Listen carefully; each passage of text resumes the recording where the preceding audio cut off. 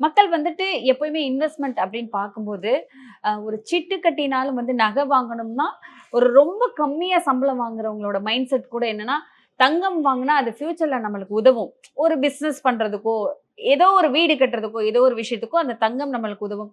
வச்சோ, இல்ல வித்தோ நம்ம அத வந்து பண்ணிக்கலாம்னு சொல்லிட்டு, தங்கத்துல தான் போய் இன்வெஸ்ட் பண்ணிட்டு இருந்தாங்க.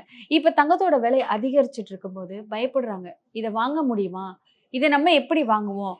ஒரு காலத்துல வந்து 1 பவுன் வந்துட்டு ரூ. 24,000 ரூ. 25,000 வாங்கிட்டு இருந்த 1 பவுன் வந்து இன்னைக்கு சூழ்நிலைக்கு ரூ. 1,00,000 மேல இருக்கு. எப்படி வாங்குவோம் அப்படின்னு சொல்லிட்டு மக்களுக்குள்ள ஒரு பயம் வந்திருக்கு சார். இந்த பயம் அதிகரிச்சுட்டே போகுமா? இல்ல எந்த இடத்துலயாவது இல்ல தங்கத்தோட விலை குறையும் அப்படிங்கிற மாதிரி ஏதாவது வாய்ப்பு இருக்கா? இல்லங்க. குறையும் அப்படின்னு எதிர்பார்க்கிறது வந்து ஒரு சரியான விஷயம் இல்ல.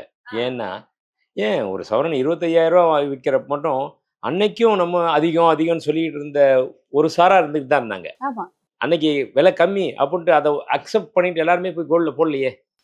ஆமா. கரெக்ட்டு தான். கரெக்ட்டா? இன்னைக்கு 1,00,000 இருக்கு. இன்னைக்கும் நம்ம சிலர் அதிகம்னு சொல்லிட்டு இருக்கோம். நாளைக்கு 2,00,000 ஆனா கூட யாரால கண்ட்ரோல் பண்ணி தடுத்து நிறுத்த முடியும்? முடியாது. வாங்குறவங்க வாங்கிட்டே தான் இருப்பாங்க. வாங்கிட்டு தான் இருப்பாங்க. அன்னைக்கு போறப்போ என்ன சொல்லுவாங்க?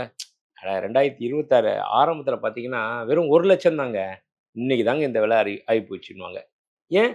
எக்ஸாம்பிள் எடுத்துங்களேன். 2024 1ஆம் தேதி ஒரு கிராம் வந்து ரூ. 5,910. கரெக்ட்டா 2 வருஷம் முன்னாடி. என்ன சொன்னோம்? அன்னைக்கு அத நம்ம அக்செப்ட் பண்ணிட்டோமா? இல்லையே! அன்னைக்கு என்ன நெனச்சுக்கிட்டு இருந்தோம்? இல்ல, இல்ல இன்னும் கொஞ்சம் குறையாதா? வாங்க மாட்டோமா?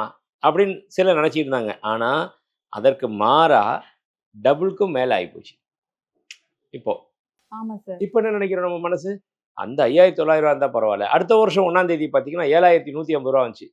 அந்த ரூ. 7,150 இருந்தா பரவால்ல. அதாவது போன வருஷம் 2025 ஜனவரி 1ஆம் தேதி உண்மைதான், உண்மைதான். ஆமா, அப்படி இருந்துச்சு. ஆமா. ஆனா இந்த ஜனவரி 1, 2026 ரூ. 12,440 ஆயிடுச்சு.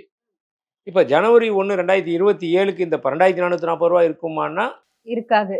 கண்டிப்பா. இப்ப நீங்களே சொல்ட்டீங்க பாருங்க. நான் இருக்காது சார். சொல்றதுக்குள்ளயே ஆமா. ஆஸ் எ ஜுவல்லரி ஓனராவோ, ஒரு இதெல்லாமே ஃபினான்ஷியல் ஒரு அனலைஸ் பண்ணிக்கிட்டு நாங்க வந்து ரிசர்ச் பண்ணிக்கிட்டே இருக்கோம், நாளுக்கு நாள். அப்படி இருக்க நாங்க சொல்றத காட்டியும் நீங்களே சொல்லிட்டீங்க, இருக்காது.